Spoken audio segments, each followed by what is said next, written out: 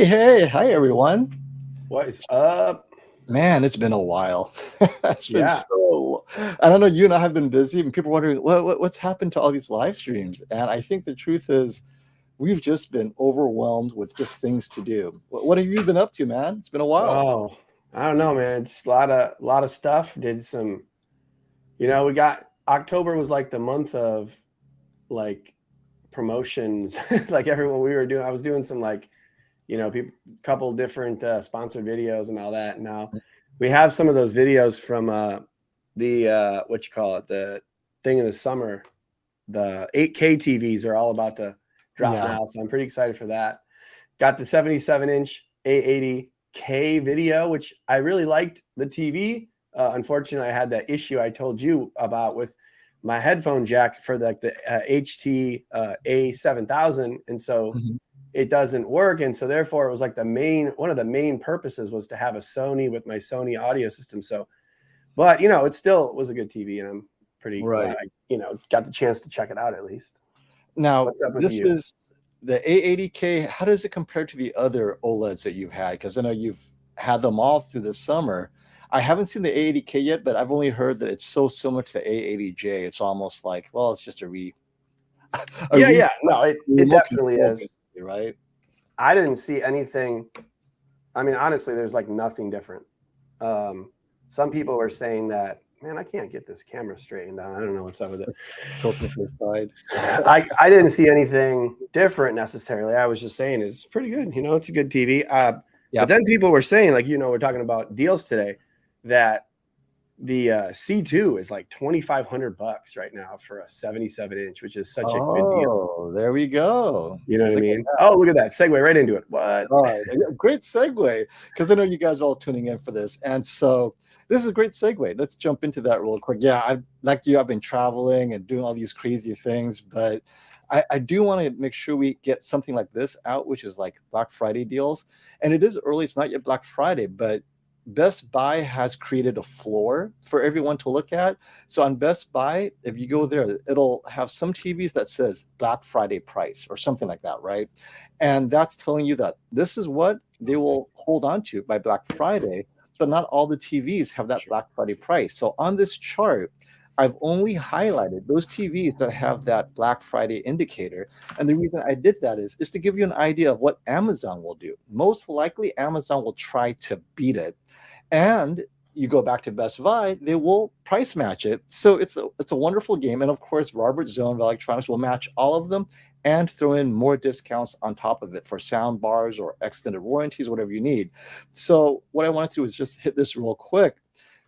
All the LG OLEDs, boom, they're all on promotion. The C2, the G2, these prices will be either whatever Black Friday will be, and if it's any additional discounts, it'll happen after Black Friday. So, but it doesn't mean they won't price match. So keep that in mind. So that's the LG G2, C2, and the QN90B, which tells me that the Sony A80K, the Samsung S95B, those TVs have a ways to go. Most likely, they will try to price match the C2 or the QN90B. So I think Samsung S95B is going to drop down in price to get even closer to the C2 as we get nearer to Black Friday, as well as the Sony A80K. So if you're holding out for either the Samsung S95B or the Sony A80K, continue to hold out because you're seeing where the floor is on the competing models. Because at this point, now that we know the Samsung S95B, the margins are so good for Samsung, they have space to continue to drop prices if they need to. So that's something to keep in mind. But yeah, what are your thoughts on these prices? These are pretty good, huh? Yeah, they're really good, man. I mean, like, I don't remember specifically what they were at this point. Probably similar, but the C2 for like $1,700, and the QN90B at 1,600. I mean, those are really good prices. And Yeah, yeah, if that S95B was any lower, man, I just wish they had a 77-inch, because I like know. 65-inch, like how many 65-inch TVs do we have? It's like crazy. I Right. I'm greedy, and listen, it sounds stupid because a lot of people 65-inch is totally fine. So, Well, you know what's insane? For those of you who work at larger corporations that have these promotional partnerships with Samsung, it was at 1,400 if you work at those companies, right? And a lot of people were able to take advantage of the S95B 65-inch at 1400 because their employer is partnered with Samsung for special employee pricing. And a lot of you know who you are, right? Your company will always say, hey, that's one of the benefits. You can have special Samsung pricing. S95B for 1400 at 1600 bucks. That's just insane. And you would buy it through the Samsung portal. You just have Yeah. to enter your whatever login under your company account, and boom, you got We that used to price. have that with like T-Mobile. We used to get like deals. Yeah, yes, You know. exactly. Yeah. And no, so this is a great question. Should I upgrade my LG C10 65-inch? Unless you're going larger, 77, 83-inch, if you're staying the same size, you're not going to notice a huge jump in performance. I think unless you're a gamer and you're specifically looking for the C2, G2 game bar, something very specific, if you love your C10, hold on to it until it falls apart. So yeah, unless you're going larger, I don't think so. How are you telling your subscribers and viewers when they're asking if they should upgrade their current OLED? Well, that's a good question. I mean, I'm kind of on that same boat. Like, I mean, I just did this video today where it came out where one of the things that I've been wanting to see is how does it actually look between like a 65 and a 77-inch? And I was Mhm. able to we kept the camera in the exact same spot and Right. mounted the TV in the exact same spot, and the TV just got bigger up and out, so you could literally see the difference between a 65 and a 77 in a bedroom. Mm. And I love it.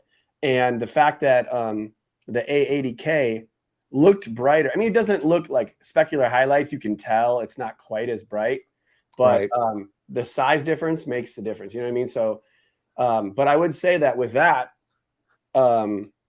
like the upscaling, I could tell the upscaling wasn't quite as good on the A80K as it was on the A90J.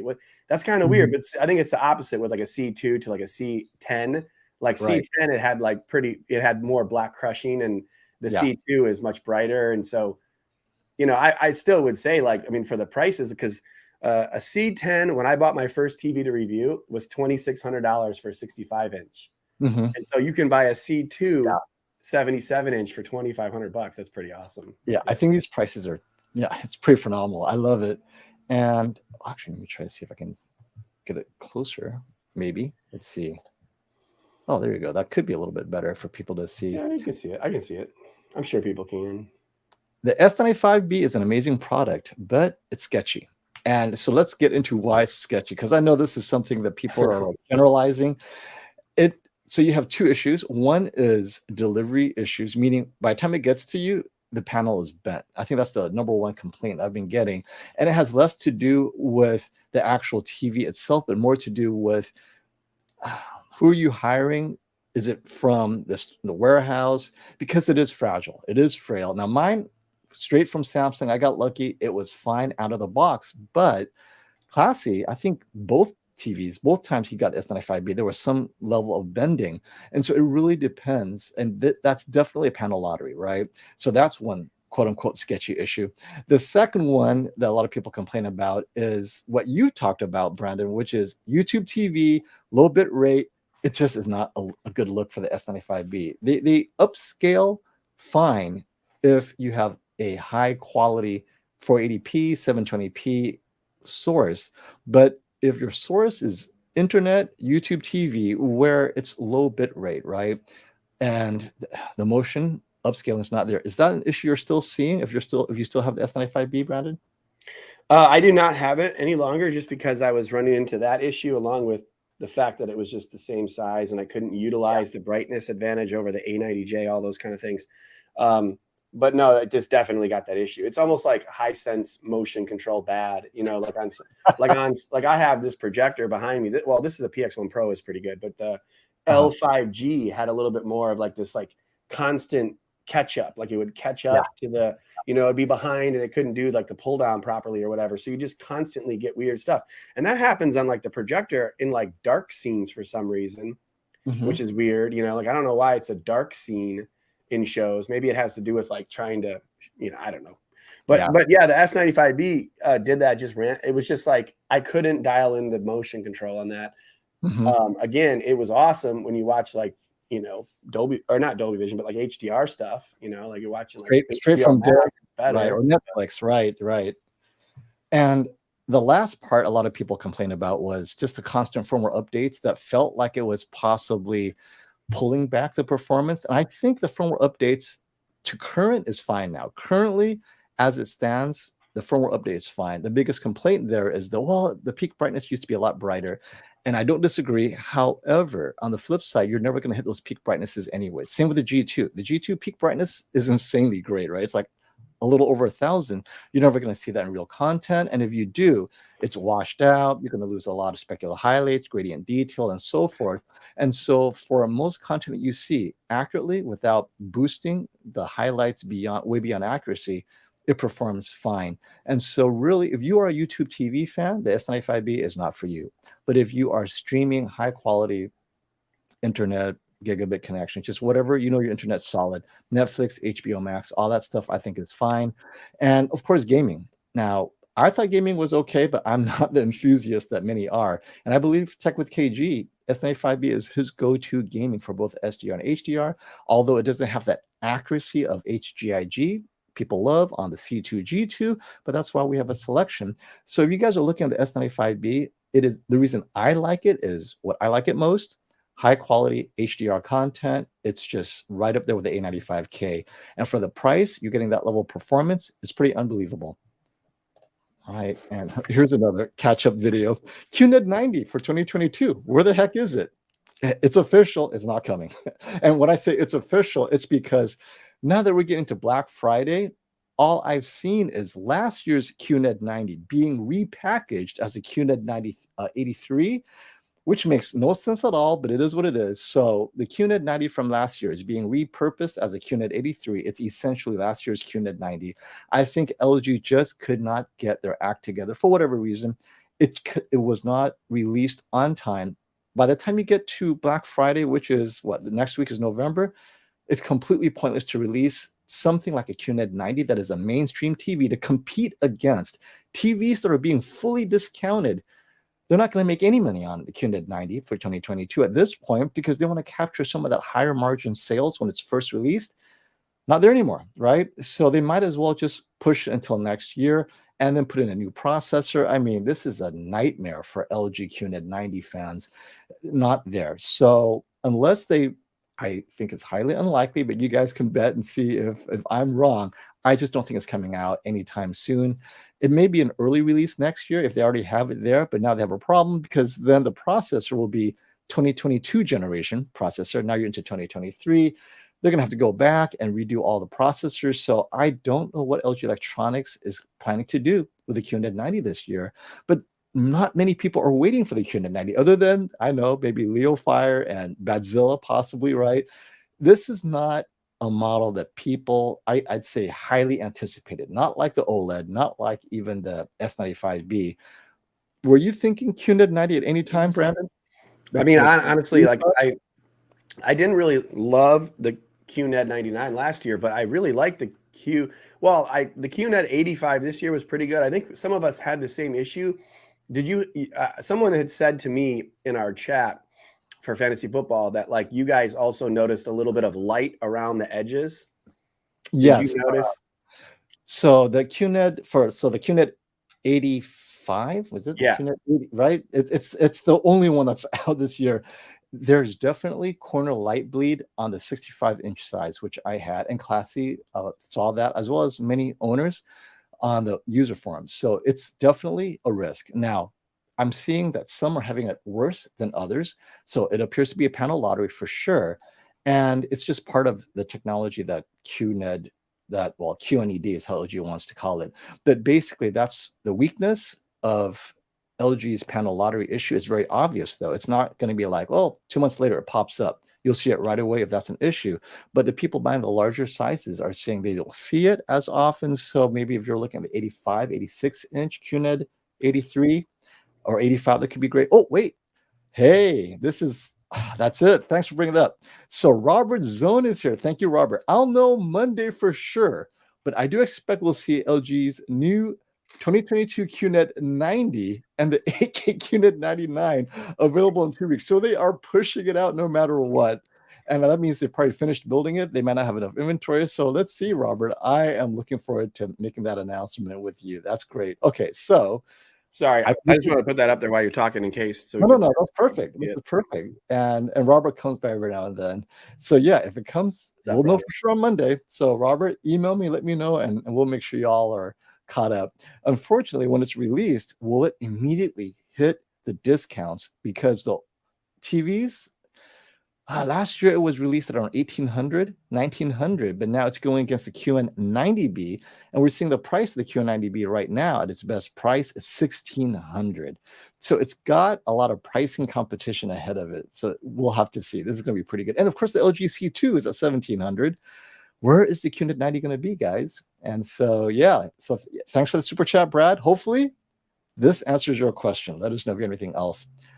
And this is a good follow-up to our QD OLED discussion on the S95B. I heard the QD OLED screens have some issue cleaning the screen. So I think this is probably the surface layer, maybe coating. I didn't ever clean my S95B, so I cannot say that I share the same issue that I think Classy had, where he sprayed maybe distilled water and it left sparkles. It was the weirdest thing.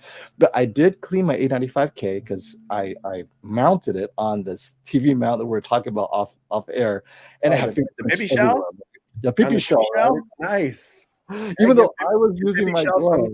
Give him some love, man. Yeah, I know. Pippy shell. Some of these names, I'll just say. Hey, man.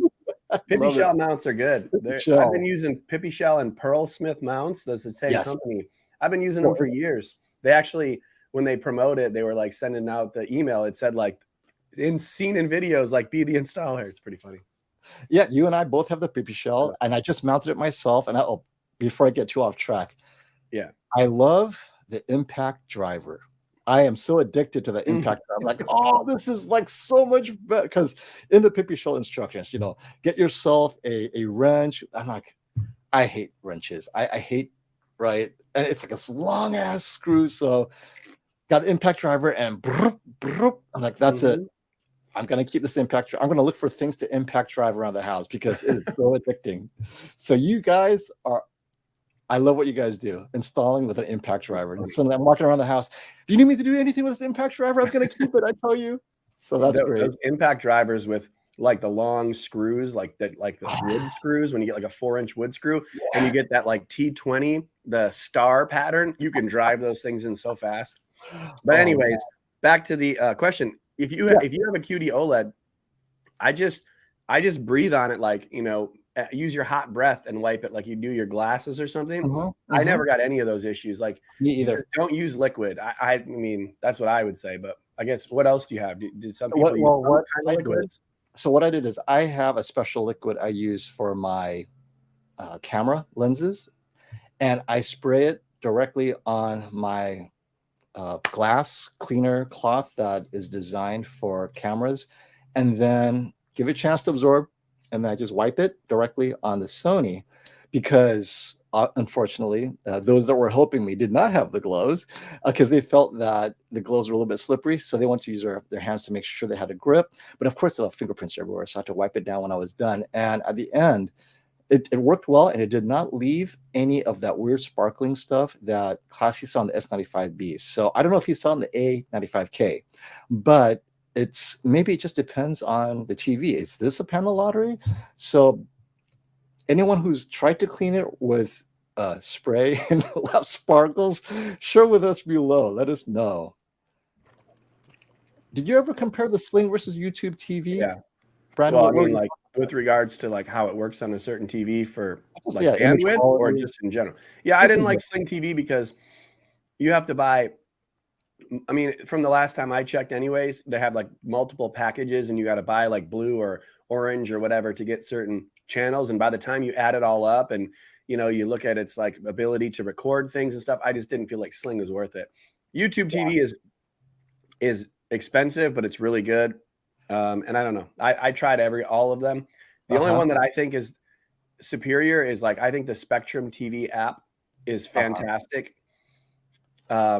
Because you can like pick certain channels and such, and it's way less expensive than YouTube TV. But yeah, that's the key. YouTube TV is getting more and more. Okay, I thought it was expensive to begin with, and then they're going to raise rates again. I'm like, okay, this is worse than cable.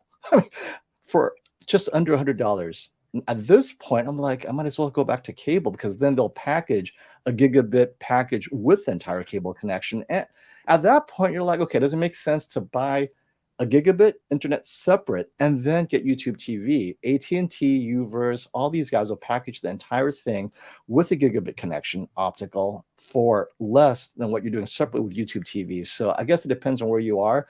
I am not a fan of that premium pricing that YouTube TV has personally, especially given these low bitrate issues that I'm seeing on all the TVs, right? It's just, yeah, I'm not happy with that at all. Okay, so go ahead. Yeah, and I'm sorry. I have Cox Communications, so I have no choice. They don't have like a streaming app. It's awful. So like we have no choice, and I'm paying like way more. It's way expensive. You don't have access to the AT&T Uverse optical. Well, not optical because it's not. Yeah, it's not fiber here. It's just the crap. So it's just two wire. We live pretty far out, so like we're not in the high priority area. Well, in Orange County, just generally in Orange County, I think AT&T Uverse, they've covered it with optical. So almost every neighborhood I know should have access to AT&T Uverse optical, and then they just throw in the entire cable package with, like, I got HBO Max as part of my gigabit optical whatever. I'm like, oh wow, they're throwing in a bunch of stuff. But here is why many are complaining that the S95B is sketchy. And I didn't know about this update because both you and I no longer have the TV. There's a new, and this is an issue with reviewing these TVs. And then near the end of the year, they have an update like this. There's a new update out on the S95B, and it broke game mode even more. It's dimmer than ever from the last update. I'm currently trying to get a refund, and then others have mentioned the VRR is broken. So this is just very upsetting for all of us enthusiasts. The S95B, when it was released, awed all of us. Super bright, whatever. And then over the course of months, right, it's trying to get color accurate, which I'm not against. However, then we have these new EU laws threatening to really make these brighter TVs possibly not qualify. And so I see the TV makers, they're jumping ahead of this, and they're trying, even though it's applying to new TVs being sold next year, somehow it feels to me that they're trying to make sure their firmware covers it just in case it's forcing TV makers to force a firmware in the future. They're very proactive. Whether that's smart or not, it's another matter, but it's resulting in something like S95B just getting dimmer and dimmer. And at some point, it's like, wait, why don't I just get a C2, right? Because the C2 is definitely good enough. And the S95B, if this update only applies to game mode, that's different. I'm hoping it doesn't apply to the movie mode, the filmmaker mode, where it looks pretty good to me. And then, of course, gaming specifically, if it breaks VRR, that's not a non-starter. You can't even risk that. So yeah, this not a good look for. And I'm wondering if it affects only the S95B. Is this a firmware that's going to affect other Samsungs? I think it should be fixable, but not good. Definitely. And here we go. Yep, VR is totally broke. PS5 and the PC now. So thanks for letting us know. Deek Celtic 18. Thanks for the super chat, Broya, from Europe. JZ 2000 versus S95B at 55-inch. Okay, if you are considering QD OLED, we know for sure that Panasonic will be releasing a QD OLED themselves next year. Why don't you wait for Panasonic's iteration of QD OLED? I am pretty certain it's going to be very similar to Sony's iteration. Excellent color accuracy out of the box, solid reliability. The firmware as far as streaming and movies will be solid throughout your ownership experience. I am a big fan of how Panasonic runs their ownership experience for just all TV owners, except we don't get it in the USA. But you're in Europe, wait for the JZ, I don't know, or J, what comes out? J Alpha. I mean, I don't know how they're gonna do this. The KZ for next year, KZ 2000. Wait for that, and let's see how QD OLED with Panasonic works. Since you're a Panasonic fan, and the S95B, if you're a gamer, may not be recommended anymore. So I definitely have to talk to KG about this. I'm sure he's pretty upset. And hey, thanks for the super chat, Will. Hi, thanks for all the info. Or I thought he was going to say, hi, THX. I'm a PS5 gamer, and I have a little phone with all the new TV tech stick. Stick with the LG OLED or go with Samsung this year? Well, as you saw, Will, right now, S95B for gaming, if they recently broke it with that firmware update, avoid it. I am not a huge believer in plugging in and then unplugging your internet, meaning you want it out of the box. The issue is there are a lot of things that needs to be fixed with a firmware update. And so if a TV maker is so bad that you need to keep it unplugged That's an issue for me personally, because I have all my TVs plugged for myself. As a reviewer, I need to have the latest firmware so I can tell you about it. But a lot of owners are like, I love the Samsung S95B out of the box. I'm not going to plug it in. But that's definitely a panel lottery. Some TVs may come out of the manufacturing, the factory, with the most recent firmware update, depending on its date of manufacture, right? So that's not a solution for everyone. Right now, I cannot recommend the S95B as a gaming TV if indeed this VRR issue and the PS5 and the PC is not working and it's significantly dimmer.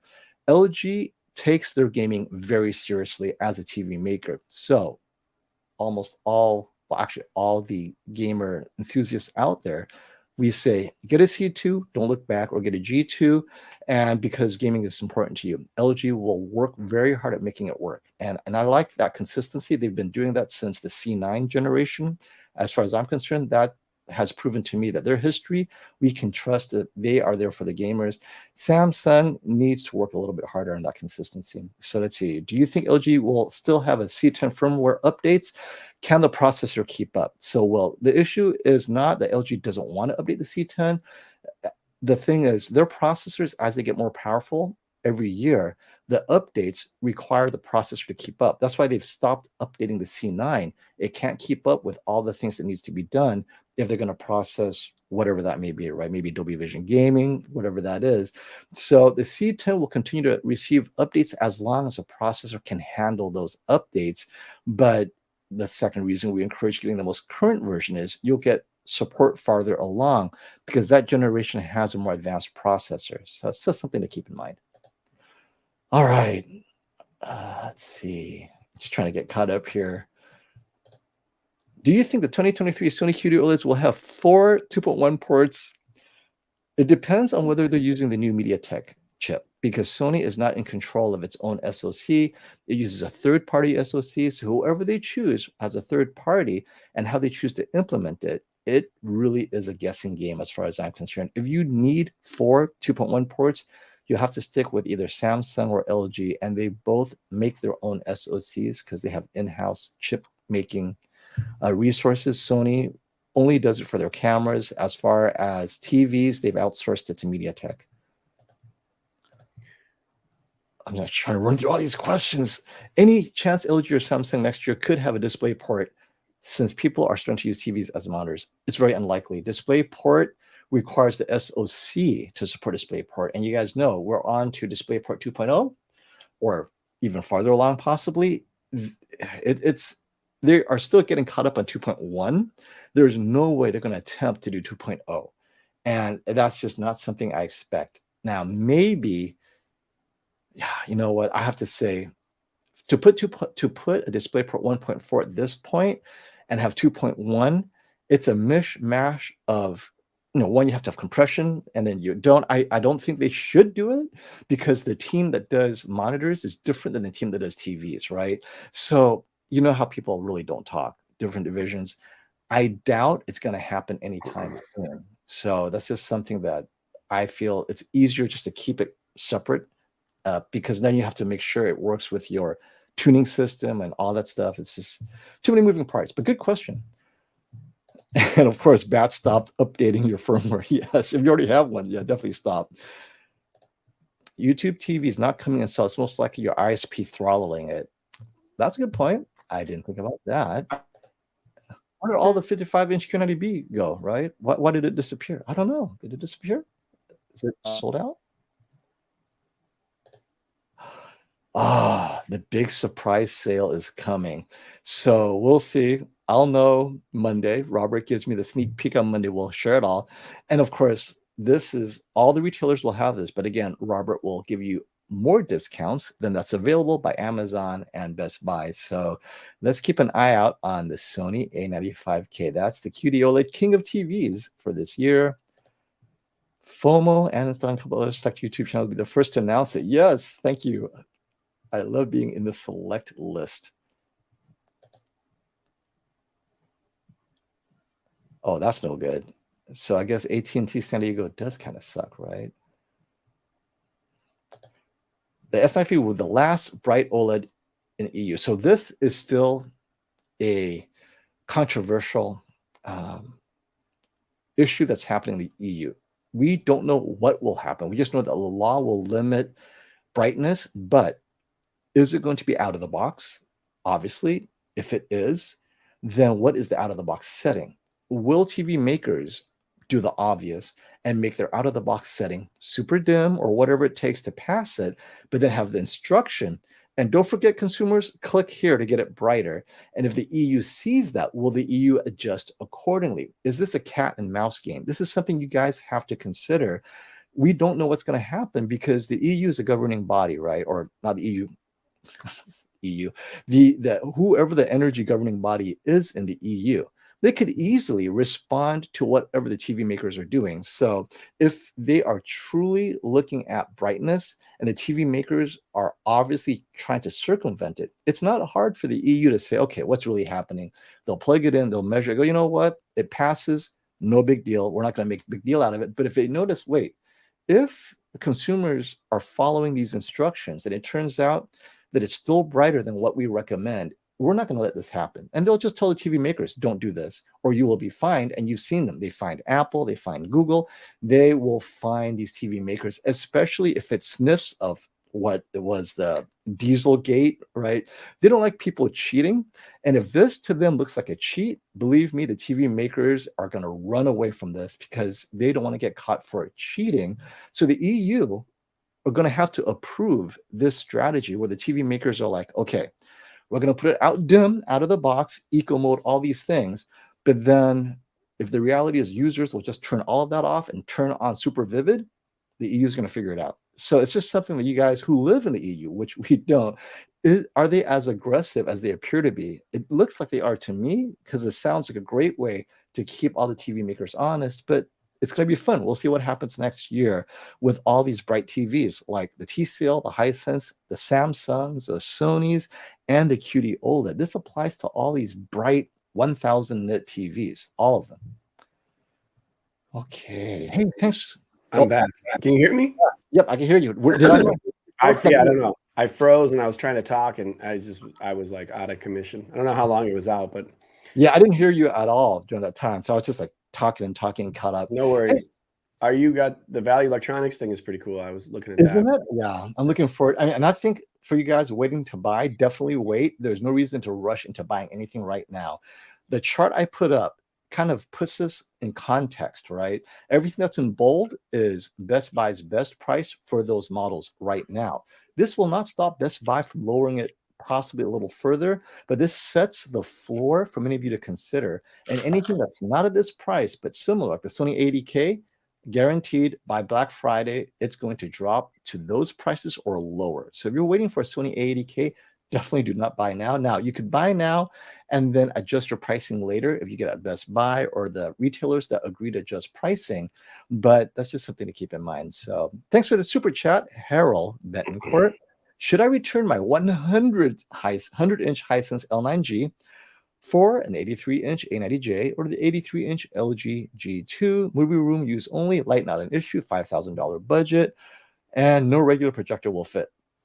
So the L9G, it is for a brighter room because its tone mapping simply is not good enough. Hisense, really the best tone mapping systems out there I've seen personally are LG, but LG doesn't get bright enough. And then you have Samsung's pretty good, but the Hisense gets brighter than both. But their tone mapping is just, it feels so rudimentary as a projector. If you're going to go 100-inch, you get better performance out of a 100-inch or 98-inch TV like you have, right, Brandon? You have the TCL 98-inch. You're going to get better tone mapping out of that than the Hisense 100-inch. And of course, the 83-inch A90J or 83-inch G2, the image quality is so much better. It is smaller, but how far away you're sitting. If you're sitting that far away, I don't know if it makes that much of a difference. So for me, the image quality compromise on the L9G, to me, it's more of a party display projector. In a bright room, you want a bright display. It's fun. But if you're watching 4K HDR from a display or streaming Netflix, and it doesn't properly tone map that HDR, it's going to bother you. It bothers me on my QN90R, I can see it's falling behind in tone mapping, so I'm replacing that with the more recent TVs. So just something to keep in mind. Did you ever get Yeah, L9G? Brother, what are your thoughts on that? no, I mean, that's why I was waiting for you to finish. Yeah, I mean, it's much bigger. So it's something, it's tough, I would say, to return it. First of all, if you already have this on the wall, so now what are you going to do to take you're going to have to take your 100-inch back down and take it apart and put it in there. Plus the L9G, I believe, is like the brightest, the brightest of all of those Hisense projectors. The L5, it's brighter than the L5G, and it's brighter than the PX1 Pro. So he's got like the brightest projector, and it says movie room use only. So light, not an issue. I don't know. I mean, it's pretty tough. The reason that I don't love the projectors is because they sit on the stand kind of out in the middle of your room. So if those two things, like being in dark room, is okay, and also you don't care, like you don't have any kids or dogs that are going to knock it around, why take it down? The 83-inch A90J or the G2 are both just, I mean, that's 17 inches smaller. So you kind of have to balance that. Like I think 17-inch bigger screen in a movie room is going to be pretty cool. But like he said, I mean, obviously the HDR is better on an OLED, but if you're just watching like sports or movie, I don't know, it's tough. We watched, what's it called? The Nightmare Before Christmas on the TCL. And that's not very, it's in Dolby Vision, but it's an older movie and it's a cartoon movie. And I was watching it. It's not like spectacular on the TCL, but it looks pretty awesome. And it's a 100-inch screen. Right. So of course, I like that.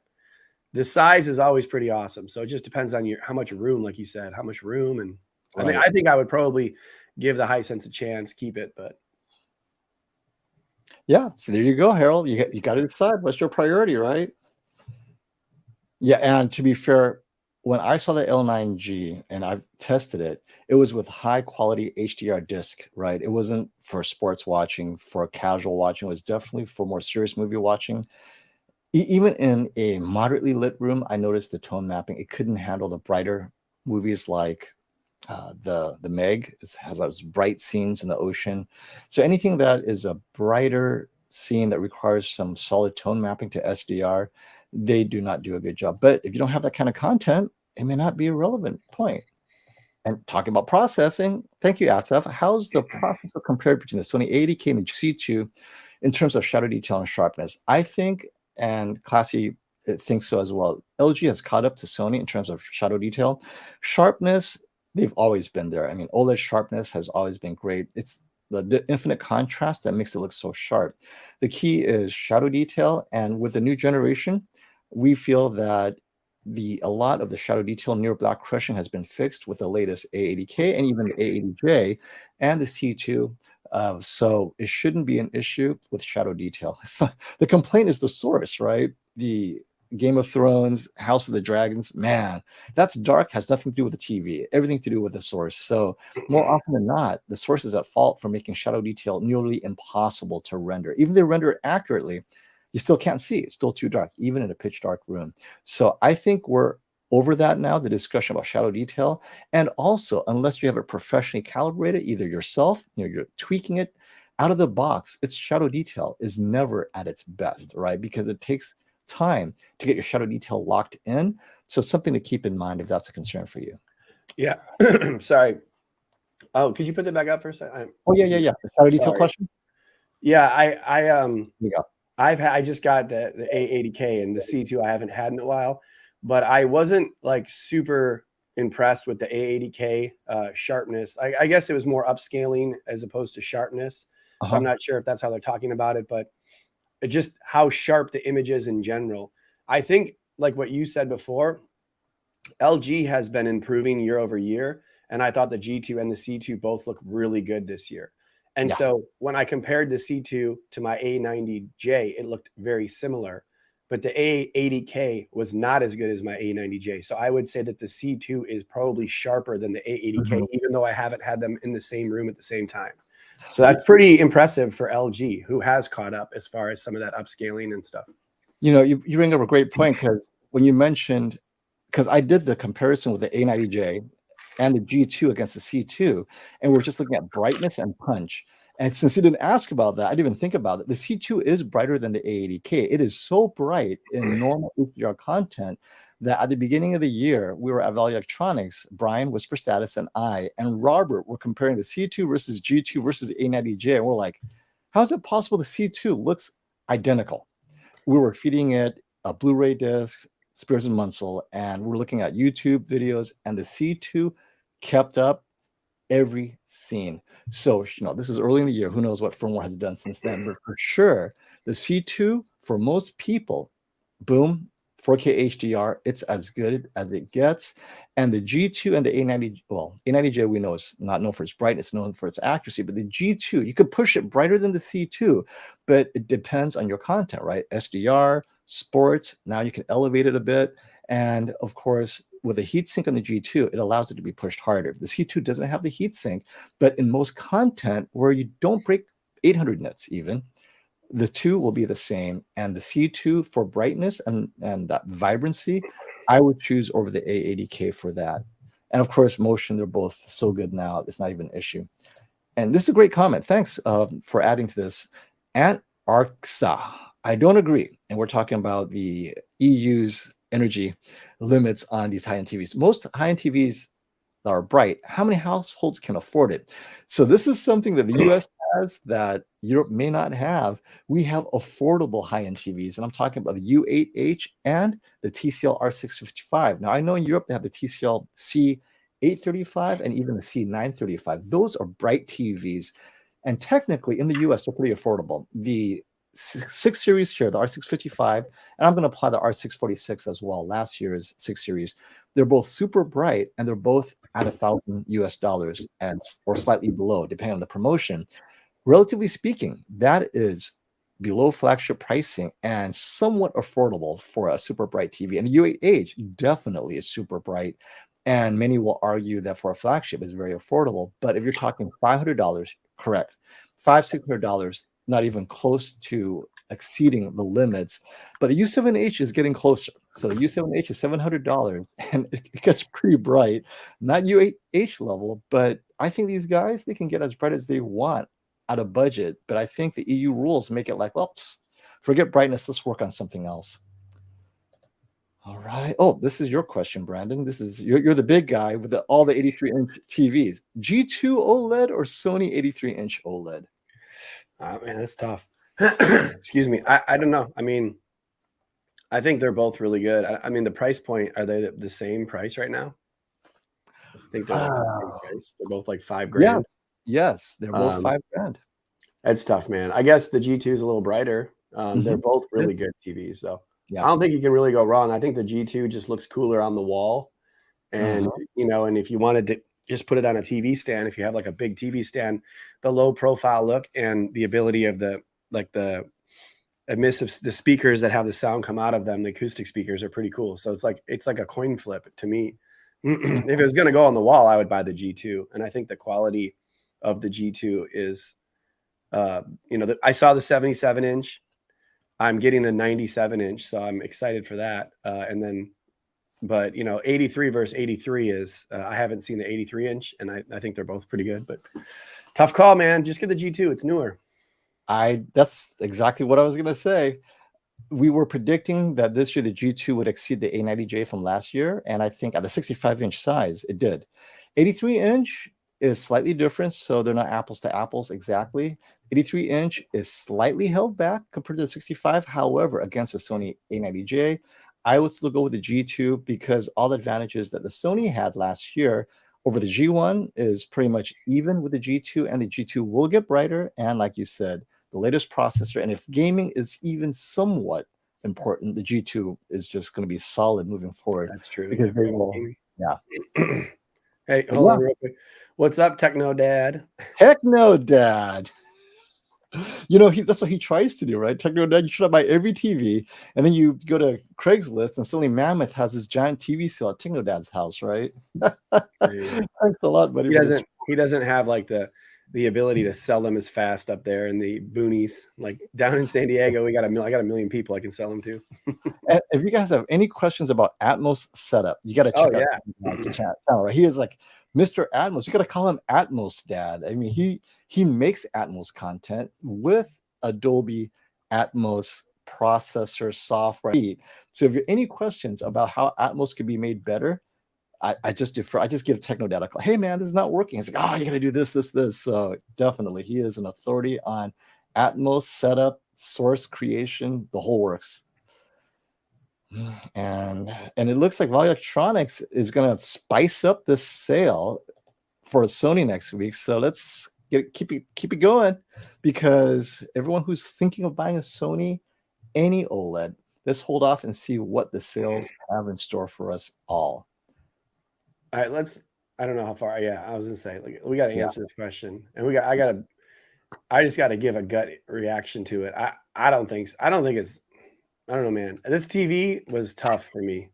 Because it's $10,000 or $9,000, whatever it is. I don't know, man. It was really bright, but just at the TV shootout, there's just so much like flaws in it. The dirty screen, the blooming for an 8K mini LED TV. It was just like crazy. Remember the off angle? You go 3 feet and like, wait.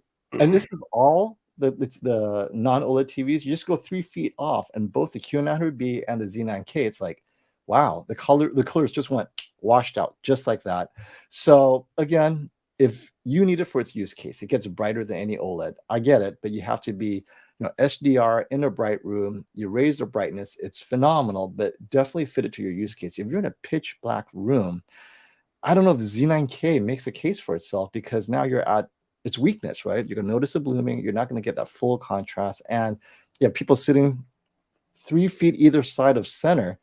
They're not going to have the same experience as you. And for me, it's important that they all get the same experience. So I go with that 83-inch G2 or A90J. Yeah, exactly. Get an OLED, or if you're getting like a 75-inch, like I don't know if the Hisense are in stock, but like that Hisense U8H is incredible for like the price it is, $1,500. $1,500. I mean, like I could like much more recommend that. I know if you put them up to each other, like next to each other, maybe then you're like, okay, it's not nearly as bright, of course. But man, it was just like I don't know. They're expensive TVs, that Z9K, and so you just expect it to be much better than it is. Or consider this: the X95K is so close. Yeah, Z9K, even the X90K, even the X85K. You can go all the way down the list, and you're still getting like good TVs. It's just like for the like huge jump in price to the Z9K, there is not a huge jump in quality. It's just not like you're right. There's the X95K. It's probably like a third of the price, right? And it's just fine. Same number dimming zones. I mean, it's crazy awesome. Or ready for the big one that I keep on forgetting. So TCL 6 series, which I do like, $2,000 for its 85-inch. It's out. That level of brightness for $2,000, no other TV comes even close at the 85-inch size. So if you need that extra punch that you saw was pretty attractive with the U8H or the 6 series at 65 inches, you have an 85-inch TCL 6 series R655 available now, and that one is pretty fun. But so for streaming movies and PS5, the PS5 part, it doesn't matter. This is Z9K. It's a console gaming TV, and most TVs today will handle it fine. The PS5 is very TV friendly. As long as there's HDMI 2.1, you'll get all the supported 4K 120. As long as you choose a Samsung, LG, or Sony, the newer Sonys, right, you'll get the full 4K 120. I think Hisense U8H has a bit of difficulty there getting the 4K 120 to full resolution. But again, if you're even serious about gaming, I'd stick with LG, Samsung, unless it's S95B, but LG for sure. Okay, let's go with them. Try and get caught up here, guys. Thanks for all the great questions. All right, I think I'm caught up with the super chats. And wishing to get the 97-inch. Carlos, the best time is 3 years from now, because I believe it'll go from 25,000 or 27,000. Next year, it'll be under 20,000. The year after that, it'll be 15,000. The year after that, it'll probably be 10,000. So 4 years. 10,000, really? In 4 years? Yeah, totally. Well, isn't the cost for that it's like 19 grand? So they're going to sell it 10 grand below cost? No, well, in 4 years. The reason I say that in 4 years, not anytime soon. In 4 years is because the Chinese are focused specifically on this size. They're going to make that thing in volume. And if LG doesn't sell as many of it as it can between now and 4 years from now, come year 5, no one's going to buy an LG 97-inch OLED when the Chinese are selling it at 10 grand. And I know they know this is the future, right? Is large OLED. The 97-inch OLED is going to be in the future. Like I'm telling you, I have agree. the 98-inch TCL. It's such a difference to have that size TV than like an 83. It's enormous. Yep. I don't think I could put an 83 back in the wall we have. Like it's just not even close.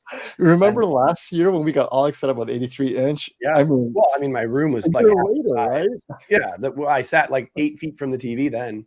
So I mean, we'll move again, and maybe the 97 won't fit somewhere, but you know, if I'm going to buy a house, I got to make sure I can fit a 97-inch TV there. Right. Hey, Asaf, right now it would be either of the QD OLEDs. Both S95B and the Sony has the widest color gamut available on any TV. It doesn't matter if it's OLED or non-OLED. And you add brightness to it. So bright accuracy, again, both the QD OLEDs will give you bright color accuracy more than any other TV, because the other TVs, as you raise the brightness, you're going to lose color earlier in that luminance rise, right? The color volume. But it's really hard to measure because the current way of measuring color volume with color, it's not accurate. It doesn't reflect what you see in content. So it's really anyone's argument. But based on what we're seeing, we think QD OLED does a better job of preserving color at higher luminances. But then really above 800 nits, no one preserves enough color. So QD OLED does the best in that little segment, but then the source has to support this. So really it's for gamers who want that color that's supposed to be in there. But most color graders in movies above 600 nits, they intentionally don't put color in there because they know, what's the point? Most TVs can't even render this. Maybe their monitor can't even render that much color. And can color even exist in that brightness, right? Certain colors, it's not even going to be available at that luminance. So the source has to support it as well. As far as I'm concerned, don't worry about this specific measurement. All the TVs are so close to what you're going to see and enjoy with the source that it really doesn't matter unless there is a specific movie you're telling me, hey, this movie's got all this color I'm not seeing, which I don't think exists. Not an issue now. For PC gaming or console gaming where they can push the limits because they could just manually enter where that color lies in the luminance volume, right? That's a whole different matter. So just something to think about. But for streaming and movies, not an issue. Don't worry about it. All right. So I don't know. I'm not, in a rush yet, but I'll have to leave pretty quick at maybe 10 to 1. Maybe, Perfect. Aiden has a football game, and then immediately after the football game, we have to race to his basketball game where he's going to arrive at the second quarter. So it's that's one of the reasons why I haven't been able to stream as much. Is this is the first year my son is in tackle football, and he's tearing it up, by the way. And he's got 10 plus touchdowns. And wait, what is he, a running back or quarterback? I keep forgetting. He's a quarterback. He's a running quarterback. He started at quarterback, and then they realized, one, they don't really have a lot of good receivers on the team, and that the line can't block long enough for him to pass. So they just went into a wing tee offense where it's just hike and run. They hike it to him, and he or the other guy just take off, run in one direction. They just call it play. He's like a little. Yeah, go ahead. I was going to say he's like a little Jordy Nelson, right? Super athletic. It just looks like a Lamar Jackson kind of thing where they're just hike it, and Lamar just does what he's got to do. But on defense, he's playing linebacker. He's got 3 or 4 sacks, and he's got a bunch of tackles. He got a pick 6 last week. Right now, how big is he? He's 5'2", 5'3", and he weighs about 110 pounds. And he's he can play in 12U again next year because he's just turned 12. So he'll be playing in the same division next year. But he's a forceful football player. He's doing well. Great. Anyways, that's my spiel. That's my proud dad moment. we are. The issue is, between what we do on YouTube and our life balance, sometimes it's hard to come together. Even this, right? We had to wait. Are you free? Are you free? I don't think I responded to you till 11:30 last night. And I know, and I don't expect it. And then oh, okay, he's not free, whatever, right? But oftentimes our viewers are like, is there something wrong? We haven't seen a live stream in so long. I tell you, man, it's just so busy this time of year. And yeah, what can you do, right? And So that's why this year I decided to get an editor and like have this, because I don't, regardless of what I'm doing, I want to be able to be consistent with getting out a video every Saturday. And we're going to be doing 2 videos a week for the rest of the year now. So as soon as November hits, that's good. Yeah, November and December are the months, man. You gotta put out videos in November and December. Hey, EJG, question. What do you think about gaming on a 77-inch C1? I think it's great. So I'm just get that out of the way. Are 77-inch too big for best gaming performance? Not at all. It has very little to do with size at this point, right? In the past, the size accentuates the issues with motion or whatever, but you're already on high motion interpolation when you're gaming anyway, right? You don't care about soap opera. You want soap opera. You want motion resolution. So a 77-inch C1 is a fine gaming TV. However, if you are like high-end PC gaming, you want the best support for the best of everything. You always want the latest processor on your TV to support, future or whatever that may come about. But the C1 is a proven gaming TV. People love it. Get it on sale, hold on to it, and then upgrade in 5 years for a next amazing TV. I think it's fine. Yeah. All the LG, and you know what? The C2 is so inexpensive too. Comparatively, like $2,500 for a 77-inch. Awesome. Yeah. This is kind of your question. I'm reading this and it hurts me just to hear what happened to him. Ninetails is asking, I hang up my 77-inch A80J in my living room and it tilts a little bit, but when the TV is off, I can see indents in the screen. Did I mess that up? Should I get a new one? No, well, my A90J has like the glass is like it's got like a curve to it. Both of the A90Js that I had have a little curve to them. Like the glass isn't perfectly flat. I don't know if that's it. You know what? Whatever. If it has a little wave to it, or if you press too hard in a spot, whatever. I've seen that on like Samsung QLEDs. Doesn't matter if it displays properly. Who cares? I don't know. If you want it to look pretty when it's off, then get a Samsung frame. But otherwise, when it's on is all that matters, I was going to say the same thing. If you turn it on, you don't notice it, great. If you turn it off, then what you need to do is maybe have one of those always on screensaver paintings, then you'll never notice it, right? Because I know the A80J has the Google TV. You push back a couple of times and it has its screensaver up there in low power mode. Boom, you won't see it now, right? Hey, this one I was wanting to think. Leo Fire's here a little late, but we talked about the QNED releasing. We didn't think it was, but then Robert came on and said in the next couple of weeks he should be getting them.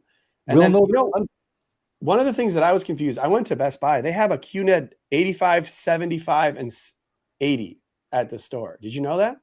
80? I thought it was 86. So it's an 80? No, like a QNED 80. Like I saw a QNED 85, a QNED 80, and a QNED 75. Not the sizes, just like versions of the QNED now. So the QNED 80 and the QNED 75, the QNED 80 does not have any dimming zones. So it is just a straight up direct lit, or side lit or whatever, right? It is not full-way local dimming. So the least expensive local dimming version of QNED is the QNED 85.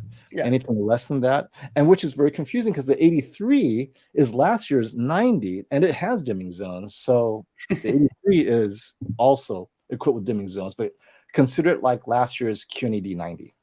And as far as news, we should have news this Monday. Robert's going to let us know. We'll know for sure. He says it's going to launch for sure. So I'm excited to hear that. We'll see. What are the benefits of projection versus OLED besides size? My only response is you get, if you have a long throw, not a short throw, because I don't think short throw can do this. Long throw projectors, you have the extra wide CinemaScope type screen, right? So you can go a lot wider and you don't have black bars and you have that option. OLED is always that smaller, taller 16:9 ratio. So if you want to see it like this with no black bars, you have to go long throw projection. But that's the only thing I could think of. What are your thoughts? I mean, it really is just size. I mean, the benefit of a projector is you can get huge. Benefit of an OLED is it's beautiful. It's amazing picture quality. So like, you gotta have to balance that. I mean, Yeah. really, it's tough. I just sold my A90J because I have other larger things in the works. But in the end, I think what's hopefully going to stay at my house forever is a 97-inch OLED. So Yes. I think the 97-inch is a sweet spot for, or just the 100-inch size yeah, for it's US enormous. households. It's a great size. Yeah. Okay. Down. It's a I beautiful. love Techno Dad wrote. It's going down. Getting caught up. Questions real quick. Does someone asked about the discount on the S95B, which you have said that you do believe it's going to come down toward the C2 price. Yes. So probably a couple $100 more at some point. So we know that their employee partner sales, right? It went down to 1,400. It's not going to get any lower than that. So somewhere between 1,500, 1,600, and 1,700. My prediction is a 65-inch will drop to 1,700 or a little bit less. And they can do that and still make money. So if you guys want to get an S95B, it's not at its best price at all right now. It is a few $100s to go. So wait, and we'll see what happens. So you guys can start predicting now. What are your guesses? What do you guys think? What do you think, Brandon? It will be the S95B's floor price at Best Buy. I'm predicting 1,700. $17.99. Oh, did I go over? Are we playing Wheel of what is the game? Yeah, we don't know yet, right? So yes, is right. If I go over, then I lose, and then I'll say 1,699. There you go. $1. There you go. So Yaya got the corporate connection here. 2249, and I'm 100% blown away by the brightness. That's is it. That 85 or a 75-inch? What size? That has to be the 85-inch because 2249 cannot be a good deal. Yeah. Or 75. Well, I don't know which is 75, but that's awesome. The and that's the thing. 2400 here, and we sit here and talk about these TVs. Like I was going to say that before when people are talking about the QNED and other ones, like, or like that someone asked about the Sony Z9K and they asked if it's brighter. It's obviously brighter than the X95K, but the Samsung QN90B is an incredibly bright and good TV too. Like I think it's awesome. So that is a good TV. It's a good year for bright TVs. Vizio is checked out of the brightness wars. I think they're just putting out just mainstream $600 TVs right now. But if you really want a bright TV, you got the TCL 6 series, you got the U8H, you got the Sony X95K, and you have the Samsung QN90B, which is a touch brighter than the QN95B, if brightness is your thing. This is good times for bright TVs, and it may be the last time, right? Next year, with the EU standardizing brightness at a lower level, maybe the TV maker's like, you know what? We're there. We're not going to make it any brighter. If anything, we'll pull back a little bit. So if you guys need brightness, you might want to wait for the best deals and get it this year, and it becomes a collector's item for a while. Not a lot of people focus on the A95K, the Sony's king of TV that we saw of electronics shootout. It's also, because it's a master series, this is what Robert mentioned that a lot of people don't realize. When you get a TV, it's all about the TV itself. This is the exact opposite of the S95B. S95B, they did just enough to get this TV out there as a TV, but it doesn't have the same level of build quality as the A95K or the G2. You're paying a lot, but it's also reflected in the heatsink, and it just feels robust. I mean, the stand on the A95K is just crazy solid piece of metal. I mean, not a lot of people like it, but you know what? It is stable. When I was taking it off the TV to hang it up on the Pippi, I want to say shell. I want to say Pippi Longstocking on the Pippi shell mount. It was like, oh wow, this thing is heavier than I expected, right? So yeah, if you're considering the A95K, it's more than just the image quality, which is obviously awesome, but the whole TV, it's meant to be a keeper. So, and of course it has that Bravia cam, which I'm not a fan of. Some of you are into the TV watching you. I just can't do it. Wait, do you have any cams connected to your TV? No, Brandon, that's the future. No, I don't. But I also say on that respect, like just because we're talking about that, I just want everyone to know, you can get, how much is that 65-inch A95K right now? 3,500. Okay. That's why you can get an A90J for $1,000 less. And I'm just saying, like, I couldn't get an A95K. I don't think it's worth $1,000 more unless they have a bigger size than the other one. So like for me, I would love to have an A95K, but I didn't even care this year because it was just 65, and I have a 65-inch A90J, and Mm-hmm. it's definitely a little better, but I mean, the A90J is amazing. So $2,500, and you can get the same, basically the same thing minus the Bravia cam, and it's not a QD, it's a regular OLED, all that. So just thought I'd say that. Such a And good deal. speaking of Sony TVs, their flagship. So the X95K is their flagship non-OLED TV this year. Their mini LED flagship with a backlight master drive. This is a great question, Victor. How does the Sony X95K stack up against other mini LED TVs? So I reviewed it against the QN90A when it was launched, and my feeling is there's definitely a diversity of opinion between the smaller sizes of the X95K and the 85-inch X95K. So the 85-inch X95K is clearly an amazing TV. Among all the 85-inch TVs, this is the only TV that, hearing all the owners and talking to Brian Whisper Status, who's seen it, this is what they thought the backlight mini, the master drive, should have been. Whereas the 75, 65, and smaller, I think 65 is the smallest, right? So 65 and 75-inch X95K, it felt like there was a bit more blooming. The blacks were slightly lifted. Everything about it was just not quite there to, say, beat the QN90B or the QN95B. So at the smaller sizes, you may want to consider the other two TVs if this is what you're not brand loyal. But if you are loyal to Sony, then at the 77 or 75 and 65, I consider their OLEDs. The X95K, just the blooming, I thought was a little distracting, but the X95K at 85 inches, some say is so good it almost matches the Z9K 85 inch, with only brightness being the shortcoming, but it has more dimming zones than what was expected it should have. It has the same number of dimming zones as the Z9K. So if you're looking at an 85 inch, X95K is highly recommended against any mini LED TV. But if you're looking at 75 and 65, I'd look at the U8H as well, or the TCL, or the Samsung, depending on your needs, or even maybe the LG QNED90 when it comes out. Let's wait for the QNED90. And they're very expensive. That's another thing. Right now, the X95K, right now, I know they're going to have sales later, but if you look at the prices, it's incredibly expensive. I mean, it's more than any other mini LED, a lot more, and it's not worth it right now at the prices they have right now. How bad is the stutter with OLED technology and watching 4K? Sony and LG modern OLED C2, G2, A80J, A80K, A95K, they are as good as it gets if you put it in the right motion setting. So it doesn't, I mean, I think it's just great. I'm fine with it.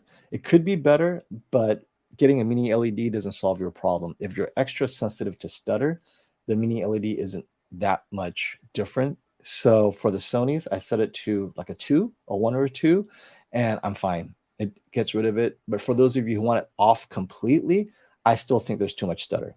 So if you like to turn off all motion interpolation, the Sony, though, doesn't let you turn it off completely to eliminate some of that really bad stutter, but it's still there for me. I need to be at a 1 or a 2, probably a 2 in most instances, to get rid of the stutter to make it tolerable. So it depends on you. If you need it off, I don't think any TV, doesn't matter what it is. It's just too much stutter for me. So it's your tolerance for stutter, really. It's fine. They're all amazing. Any TV has stutter. Every TV can get rid of it for the most part. If you could put up with a soap opera, that's the thing. Well, I mean, but that's the balance. I mean, I feel like for the most part, I've been able to get every TV like somewhere in between, Mm-hmm. But Well, like especially OLEDs, like I'm typically, I don't know. Well, for me and you, we're okay with a touch of soap, and I don't even notice it. But then you have people like Class, you're like, oh, soap is way worse than stutter. Give me stutter all day long over soap. Like, that's the point, though. You're going to get one or the other, Yeah, you have to decide. Because like if you have a QLED that doesn't have stutter, it's because it has that ghosting, a little bit of like drag on it, and it has that technically is kind of like soap opera effect. I mean, you're getting some motion interpolation even if you don't want it. I mean, that's my understanding of it, anyways. One day, True Cut will be on all TVs, and that's when it'll be solved. That's what I think. Tango Dad says, what about the QN95B? The QN90B is technically the same. as far as image quality. So you're getting the Q95B because you have the One Connect box, and that's it. If you like the One Connect box and you need it, then you get the Q95B. But other than that, the Q90B, exact same image quality. And a lot of people say, well, it has that better processor. Everyone that has had both and compared them both, it's indistinguishable. If anything, the Q90B if you go to ratings, they found the Q90B to be a better performing TV at the same size, 65-inch. So arguably, the Q95B definitely doesn't exceed the performance of the Q90B, but cosmetically, it's aesthetically more pleasing because you have the One Connect box. Right. Yeah, I agree. I think the C2 77-inch is a phenomenal deal for most people. It's a great universal OLED that I go to first for most use cases. Why call the X95K? Why call it X95K if it's inferior to the larger size versions? They should have named it the X93K or something like that. I agree, SB. Right? Why call it? I don't know. Like I'm kind of having a hard time believing that there's like these massive differences. You know, like I'm not saying it's not true. What I'm saying is I've seen the larger TVs in different situations and then been like, oh, it looks so amazing. Like I had the 85-inch QN90B and I loved it, and everybody else doesn't like the 65. It might just be like the ratio of like the size of the mini LEDs versus the size of the screen and what the different size screens can do with it. You know, there's just probably a lot of variables involved. I don't think that the 65 necessarily is definitely, because you said like your proof was other people's comments, right? Like you're not like you didn't see them side by side and measure and say like, okay, it's brighter, darker, you know, better contrast. You're just saying you've heard from people. I mean, who doesn't have an 85-inch TV and love it? Of course they do. Yeah. So you're going to hear from owners that are like, if you have a 55 or 65-inch TV, you might not be that happy, you know, just because of the size. But if you have an 85, you're probably going to be happy. So it's not 100% that there's differences. It's just, yeah, no, you bring up a good point. I know on my 65-inch, I wasn't impressed, relatively speaking, especially for the price.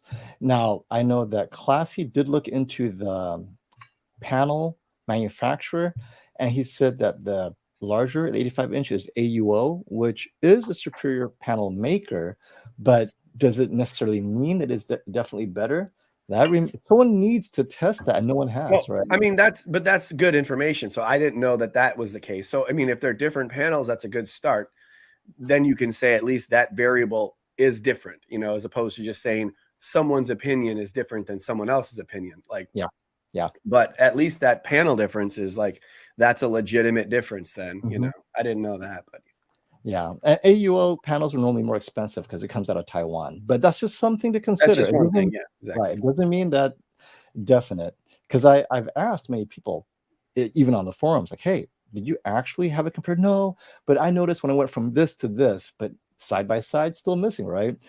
ASOF, this is for many of you who don't know, HGIG is an accuracy standard for gaming. So it's HDR gaming that if your TV is capable of HGIG, and the LG OLEDs are, that means that technically it gets you closer to what the creator intended for HDR gaming. Classy will tell you he has driven deeply into HGIG. He prefers HGIG. He wants to see that extra accuracy and color gradient. And thank you for this comment, Classy. So yeah, this is exactly what he was saying. Is 65-75-inch VA panels are from CSOT, and if you guys don't know, CSOT is TCL's panel arm, and they supply panels to a lot of companies, including Samsung. Their Neo QLED backlight is from CSOT. 85 is AUO, which is the more premium. Arguably, many people believe it's from Taiwan and it's better. And Samsung normally charges more for their AUO panels in the past. So it's just something to consider. That makes sense. That makes sense to me. Just hearing like most people are happier with their 85 than 75 doesn't like square. Yeah. Because like, you know, so that makes sense. Cool. I'm going to have to leave in like 5 minutes. Just FYI. Hey, this is a great, just give me 1 minute. Hey, I can go in 1 minute. So we're going to try to get as many questions as we can until you have to go. And I'll head out with you because I have to get back to video editing. I take a bunch of commitments. Hey, Rajan, thank you for this question. How about LG G2? Except for the 77-inch, other sizes seem to have gone down in price. Yeah. I mean, look at the LG G2s, right? Right now, as far as Best Buy is concerned, these are their best prices. It doesn't mean you cannot get better. I recommend anytime you see the best price, if you want to package it with an accessory, give Robert Zone a call. He will not only price match the best one that you see from a legitimate retailer, he'll also throw in discounts for sound bars, accessories, extended warranties. So you're going to get more bang for the buck when you bundle with Value Electronics. And he gives you after sales support. Call him, complain to him. He's there. I know Robert hates it when I say everyone's gonna call you. Robert goes, no, invite them, invite them. I feel so bad because he's like a one-man shop, but he keeps up. He, his wife, and his daughter are so good at what they do. Now, the 77-inch G2 is probably, in my opinion, the best among all the G2s because the 65-inch generally we're seeing a bit more of the color banding, the vertical banding, color shift and color issues, right? So among the G2s, the 77 will be the brightest and will have the max use of the panel. The 83-inch maybe is using last year's panel. It's not pushed as hard. And then the smaller sizes, because they're smaller, there's only so much you can do with brightness, right? So the 77-inch is definitely the sweet spot for maxing out the performance of the G2. I believe Classy has a 77 and loves it. So something to keep in mind. Dang, it's a full $1,100 more expensive than the C2. That's crazy. Yeah. That's 77-inch. That's, well, yeah, because it's probably because for whatever reason, they know it's in demand. They don't have to bring it down. I mean, it can be in demand, but I couldn't recommend that. I I mean, C2, the personally. C2, come on, the C2 is, you guys have all said the C2 is basically the same. I mean, it's like pretty close, Oh, just in time, Shango. Thank you for that super $1,000. chat. We're going to close off with this comment. So, boom. Shango, one of our oldest subscribers and viewers. Hi, guys. Sitting at the airport, about to board. Where are you going, buddy? Just wanted to say I appreciate your content, and we appreciate all of you coming by today on a Saturday. So, Brandon has to head off to his kids' games. It's a football game today, right? Football and basketball. Oh, Yeah. Basketball. And I'll be It's like, catching a little football later. yeah. And I think we're gonna try to do this more often as time goes on here. So we'll look forward to you guys coming back on. Make sure to set those reminders so you guys know when we're coming back on. Appreciate y'all all coming out for sure. Definitely appreciate y'all. And until next time, pass the remote, everybody. Adios.